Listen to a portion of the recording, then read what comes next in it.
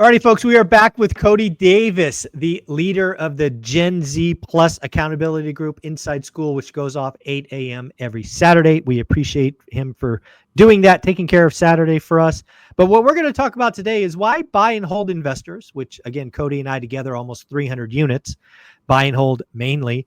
Why do two guys who mainly buy and hold sometimes choose to flip properties? Cody, I saw a post the other day that you were stepping in and flipping a single family home. And I know I was asking myself, what the heck? And I know others probably are as well.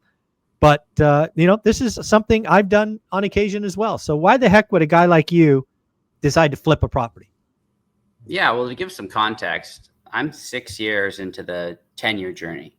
Yep. And when you're getting started in buy and hold, liquidity can be the bane of your existence. Yes. And you don't really get a lot of liquidity events unless you do a cash out refinance, which some people like, some people don't. Yep. And you can buy really good cash flowing deals where maybe you're in 10, 12, 14%, a little above market average. However, 14% on a down payment may not be a whole bunch of money really quickly.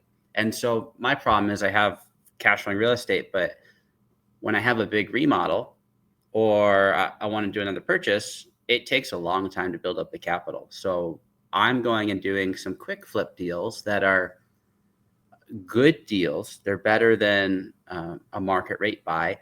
However, my intention is to view it outside of the general day-to-day business. It is just a means to get liquidity to accomplish some task. So that house is going to pay off my cars. Yeah, it's task oriented. Yeah, I think right. It's a job.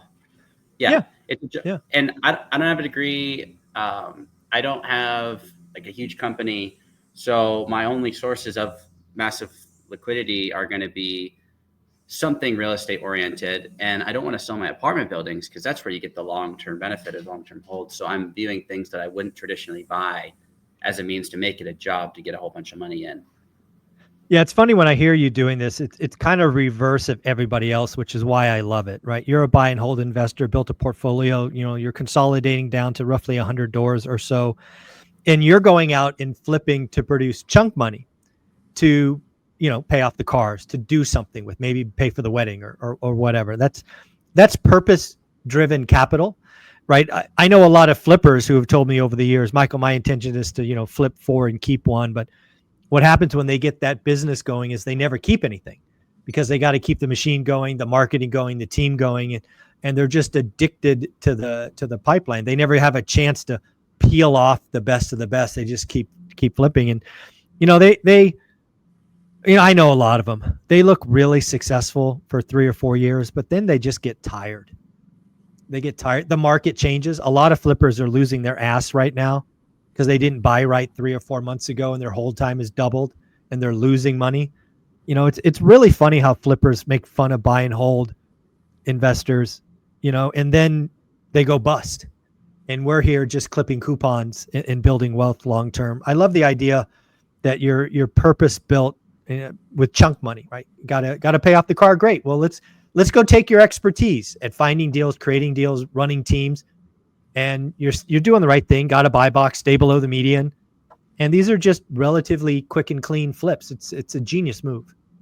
And get addicted to the one that has the most long-term upside, right? I mean, if people are getting addicted to these house flips because it's so much money in relatively quickly, in relation to the apartments. The apartments don't pay you a whole bunch right away. So if you love single-family rentals, maybe you flip apartment buildings. If you love apartments, maybe you flip single-family rentals. But flip the one you're not going to get addicted to, because if you get addicted to flipping stuff, you're not going to have anything at the end of the day. It's funny you bring this up because, again, as a buy and hold investor, I actually wrote about this in my book. This was when Obama was president.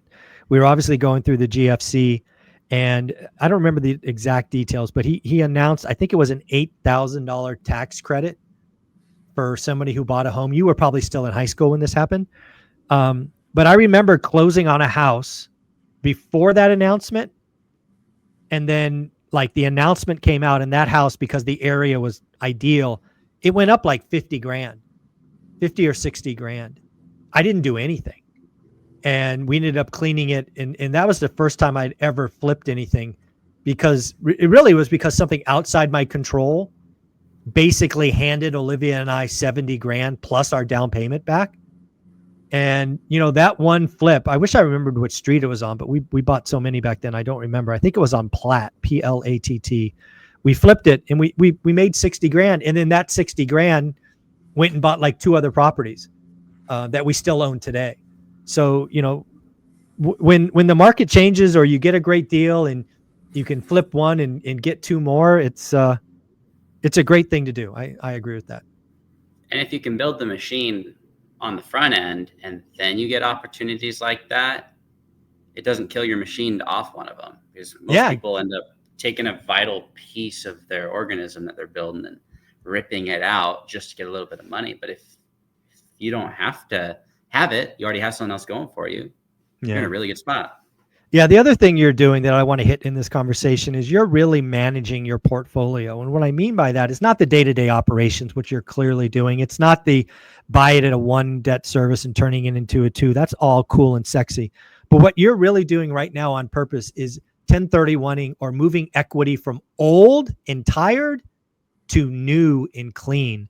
Talk about that. You're purposely adding or reducing the average age of your portfolio little by little, which is something I frankly wish I had done 5 or 6 years ago. So kudos to you.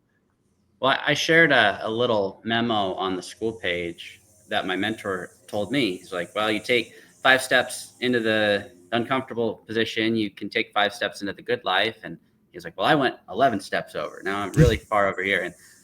And so the takeaway was you don't have to go that deep into the uncomfortable and slog it out just to say you're busy and that you struggled. Struggle as long as you need to, but then swing the pendulum the other way. And so that's what I'm actively doing, because if I just take 5 steps in the good direction, because I feel like I've gone 5 in the uncomfortable, I can live a really freaking good life, and then I can readjust, recalibrate where the center is. Yeah. And if I want to get more, then I can go do more of the ugly deals. But there's a point where you've done enough. And if you just step off the treadmill and look at how far you've actually walked, it's like, if I just sell this 39 unit and buy 10 brand new units, low leverage, I'm retired. And that doesn't include this and this and this and this. And that's what I'm doing. And that's why I'm doing it. Having that guidance from someone who is cash flowing 7 figures a year, started with nothing 30 years ago, no partners. It's impressive. No, it is absolutely impressive. And I have every intention of watching you do the same thing over the course of 30 years, if not sooner. It's going to be awesome to watch you do that. But I think there's just some magic in that. And one of the things I love that you're doing now, relatively speaking, young in your career, is you're looking back and you're appreciating how far you've come. That was something I didn't do until after I freaking retired, after like 18 years. And then it was like, oh my God, we have climbed this financial freedom mountain a long way. I was just so laser focused, Cody, on the next deal. I never even thought about looking back. So the fact that you're already doing that is once again showing you're ahead of the game. It's important for everyone to do, whether you have 1 deal or 4 deals or 400 deals done.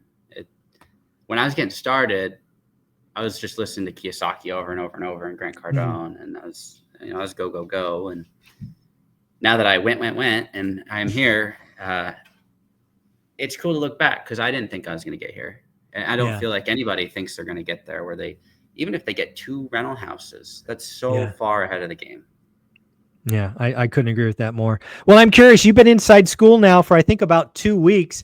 How's it been? How's the interaction? How's everybody loving on you? People loving Cody Davis? So far, it's been great. I'm almost level 6, so that's fun. Nice. Yeah, trying to participate. I like games, so I got to level 5 within a week or so, and I'm gonna get to level 6 and then 7 where you're at.